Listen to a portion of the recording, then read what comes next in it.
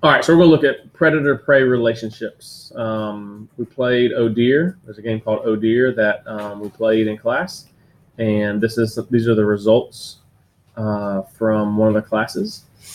Look at this. So this class went outside and we played Oh Deer. We started with 18 deer. Then second round there's 4, and then 8, and then 14. You can see all the way down.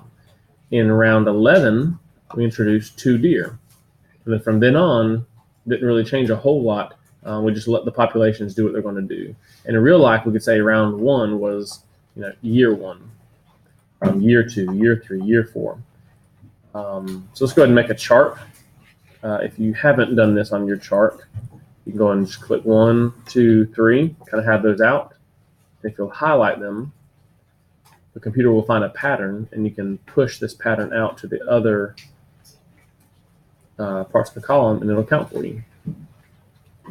So let's highlight. Let's make a chart. Highlight and click Insert, and then Chart, or just click this little icon over here that says Insert Chart.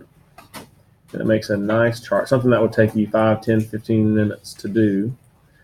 If you made no mistakes, is that easy? So I want to change what the chart looks like. I don't like it being jagged edges. That's pretty accurate. You see all the different data points for every round, but I want to make it rounded. So I'm going to click Smooth Line Chart, this right here. And now I've got my chart. You can see the blue are the deer and the red are the wolves. And I want to point something out, point out what this relationship, what's going on. So you can see in the first early round, we went, a lot of deer died when the resources were low. And then because there were not a lot of deer, those resources rebounded, and so did the deer. And they just kind of went back and forth, back and forth. And they kind of started evening out here. And then wolves were introduced. So when the wolves were introduced in the game, their population started slowly increasing. And if you notice, the deer population would go up and then down, and then up and then down. And the wolf population would do the same thing, but it would do a couple years later. It would do so a couple years later. If you could take this red line and shift it to the left a little bit, just kind of click it and then drag it over, you would see that they line up pretty well. Like when the deer population goes up, the wolf population would be going up. But in real life, in time, what we see is deer population is going up. There's a lot of deer out there, and the wolf population goes up as well. They can feed their babies by eating deer, so their population goes up. And as their population goes up, the wolf population goes up, the deer, more and more deer are eaten, so their population drops.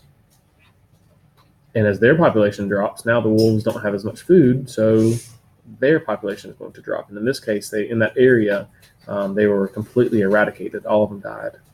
And the deer population started making a rebound. And then the wolf population was reintroduced a couple of years. I guess a neighboring wolf came in and started eating the deer. And then eventually their population got to the point where they were eating all the deer, and they all dropped. So you see, this is a predator-prey relationship, very similar to a cat chasing a mouse.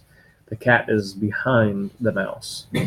So the predator always follows. The predator population tends to lag behind or get delayed. But if you could click the red, move it left, or click the blue line and move it right, they would line up pretty well. It's not exact, but they'd line up pretty well. So this is predator-prey relationships. You should be able to explain why this happens, think through the game that we played, and explain how the populations change over time. What causes the deer population to drop right here? What allowed the wolf population to rise or to fall over here? So you should be able to explain all those things.